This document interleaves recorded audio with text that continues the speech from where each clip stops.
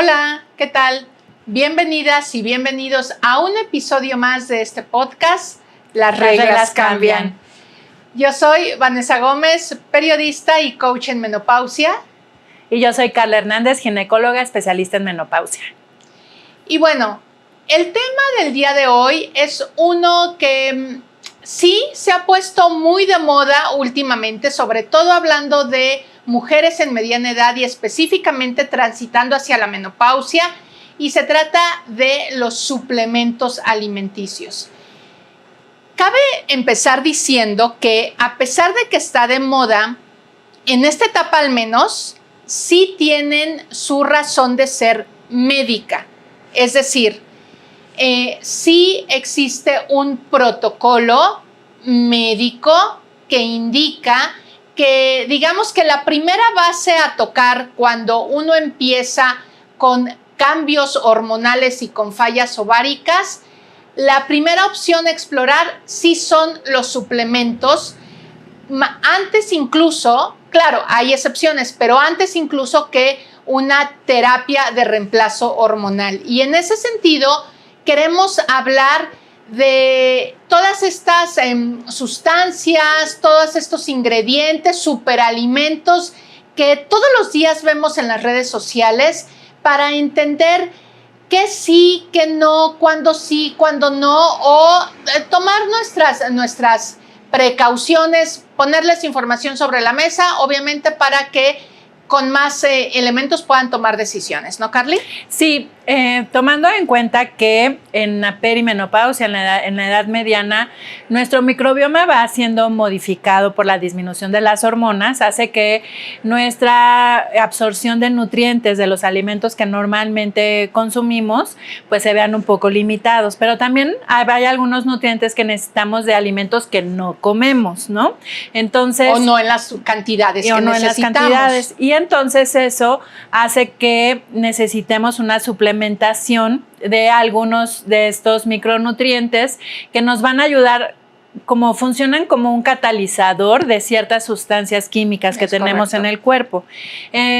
Y con la falla ovárica, con la falta de hormonas, pues estos mecanismos químicos pues se ven alterados y necesitamos incluso un poquito más de esos micronutrientes para que no se vean tan alterados, ¿no? Es correcto. Entonces, por ejemplo, uno de los que recientemente se ha hablado más y que todavía tiene ahí, y bueno, en general hablando de suplementación, hay todavía como muchos detractores y todavía es verdad que no hay como información médica y científica 100% que pueda estar a favor o en contra de uno o del otro, ¿no? La verdad es que todavía hoy tenemos como algunos estudios que pueden estar a favor y otros en contra, y que también tiene mucho que ver, que lo hablábamos cuando preparábamos el tema, de un poco las dosis, ¿no? Que también al decir es natural y todo está, no me va a hacer daño, la dosis es difícil de controlarla cuando la tomamos, por ejemplo,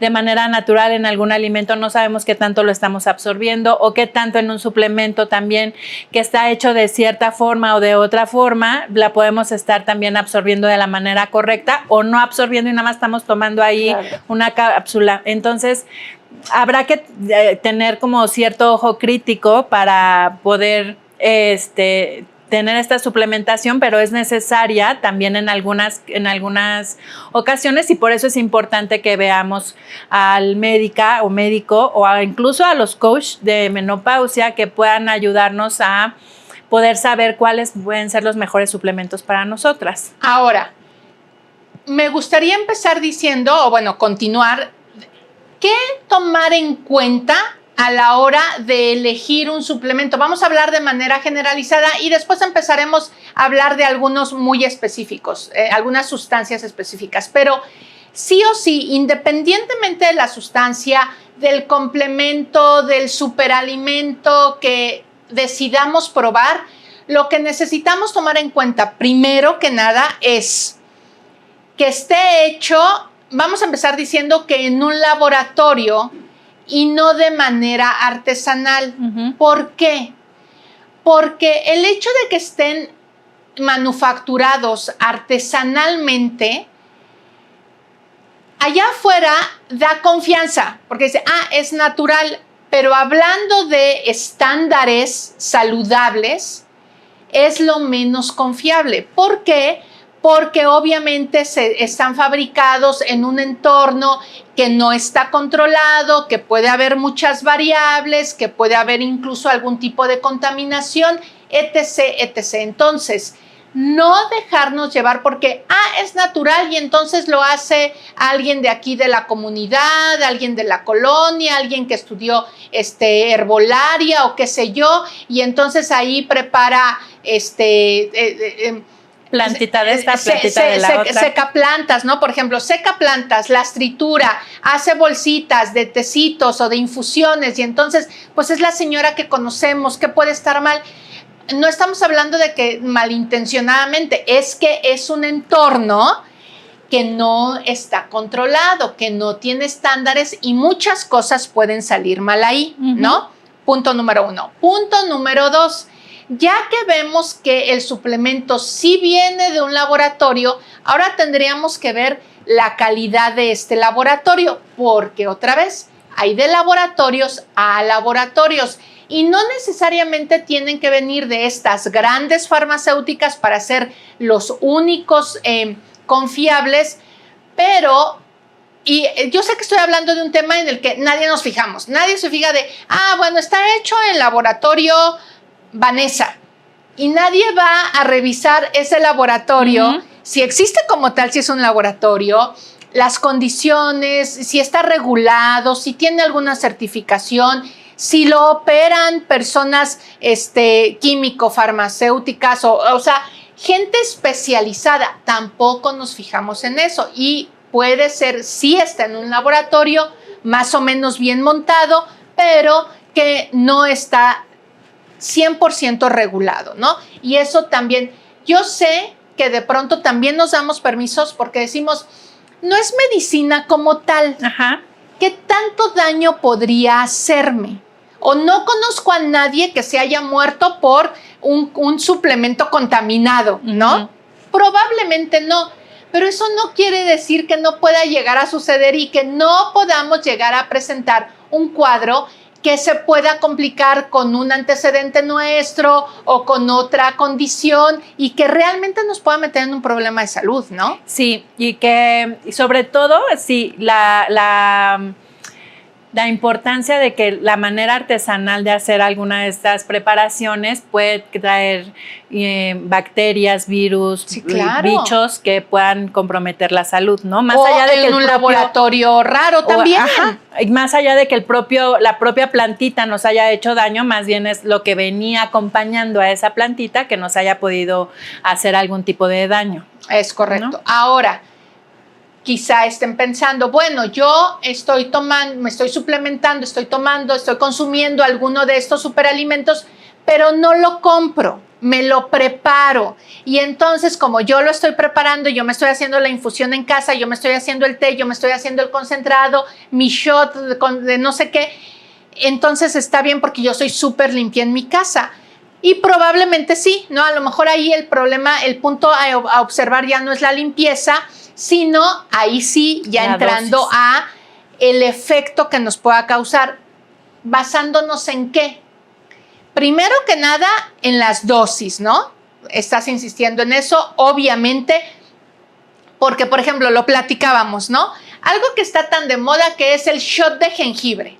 Está por todos lados, las redes están saturadas de la receta, todo el mundo lo sabe hacer, muchísima gente lo está haciendo, se lo está preparando en su casa y se lo está tomando indiscriminadamente, ¿no?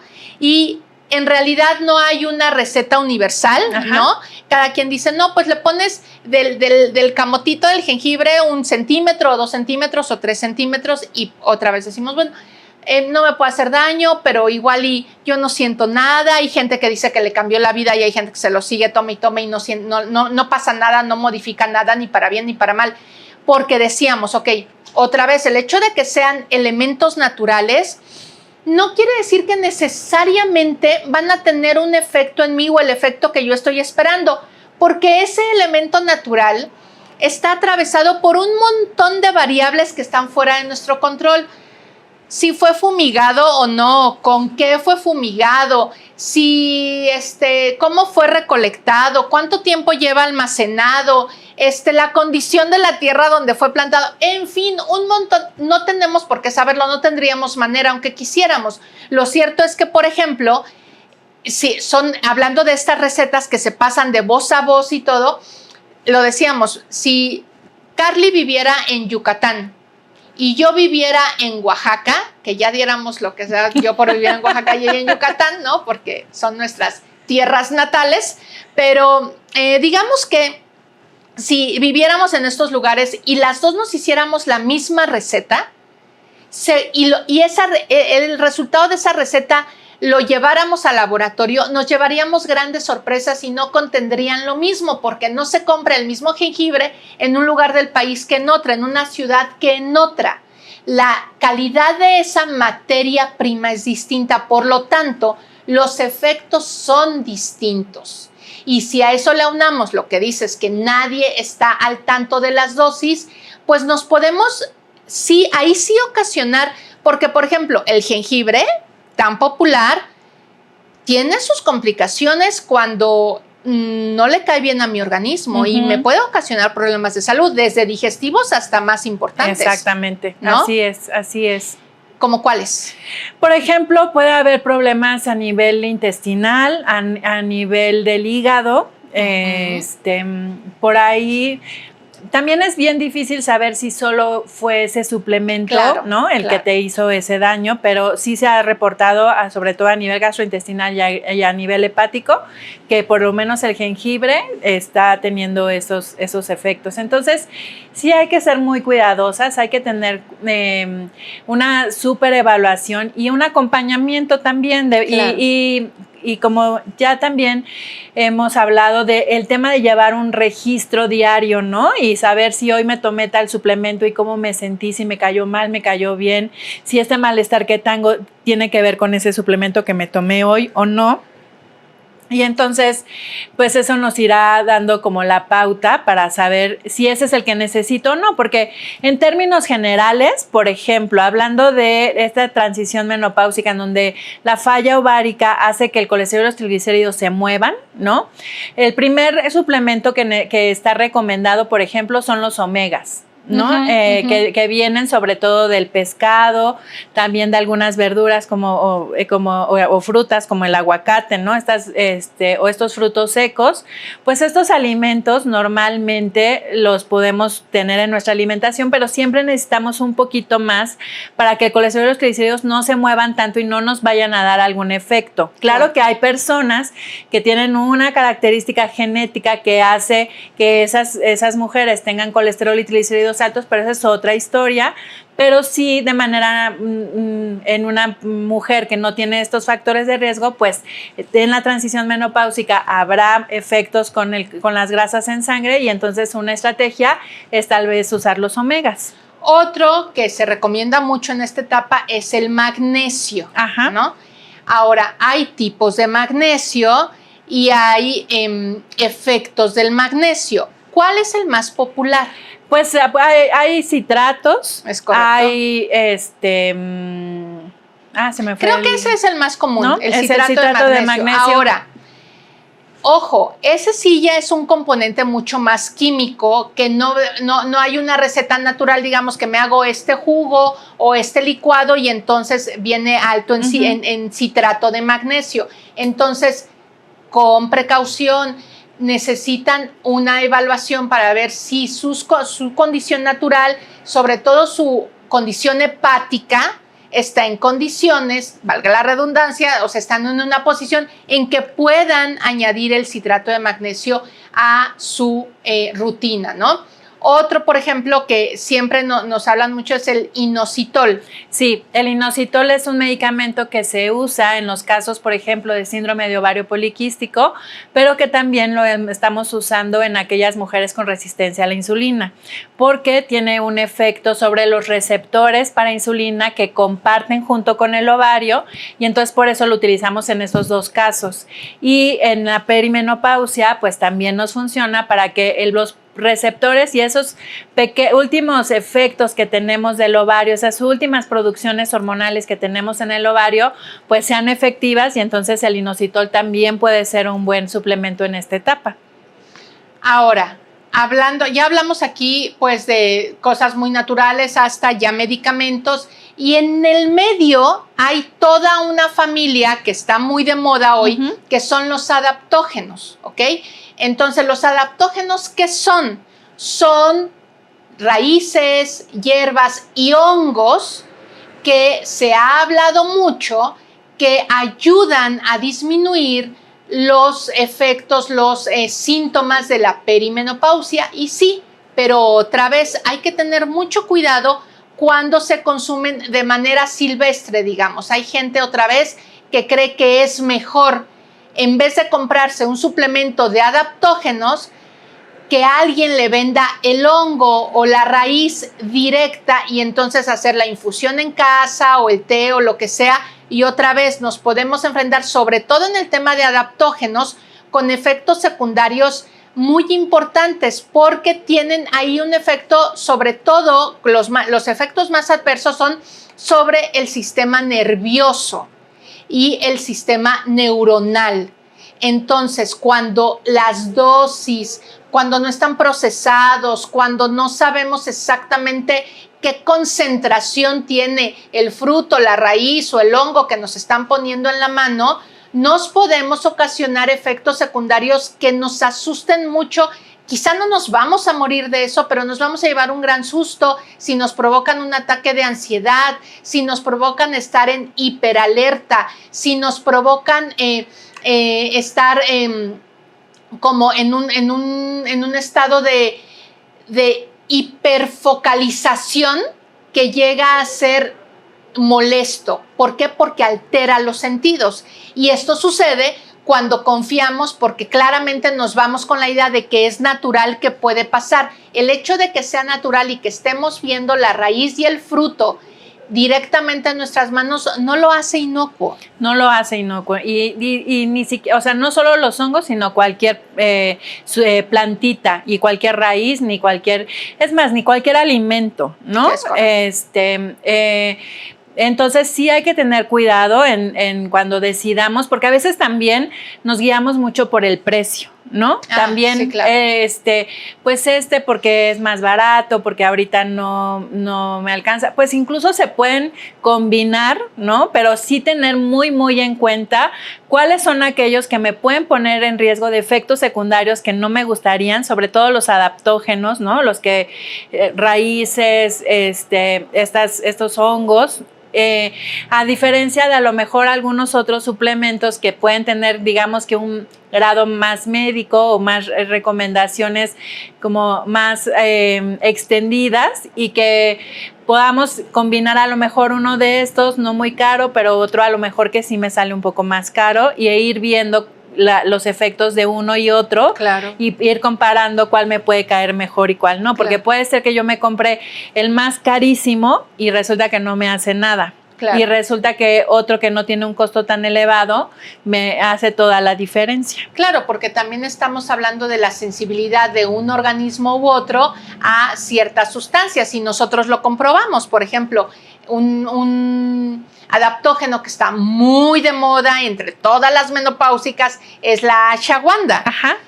Y Carly y yo, cada una por su lado, de marcas distintas, de laboratorios distintos, probamos suplementos de ashwagandha y es que no nos hizo nada. No notamos mejoría, no notamos ningún cambio.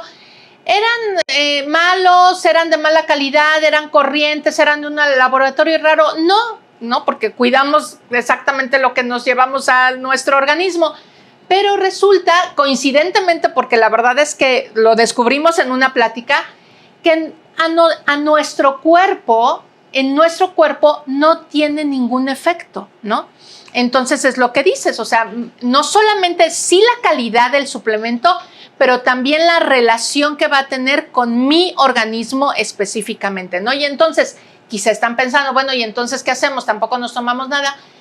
Nuestra recomendación sobre la que basamos todo lo que decimos aquí, que sean ustedes asesoradas, busquen una guía, una coach en menopausia como yo o una doctora que tenga conocimientos de menopausia, del protocolo de la perimenopausia. No todas las ginecólogas y ginecólogos lo tienen.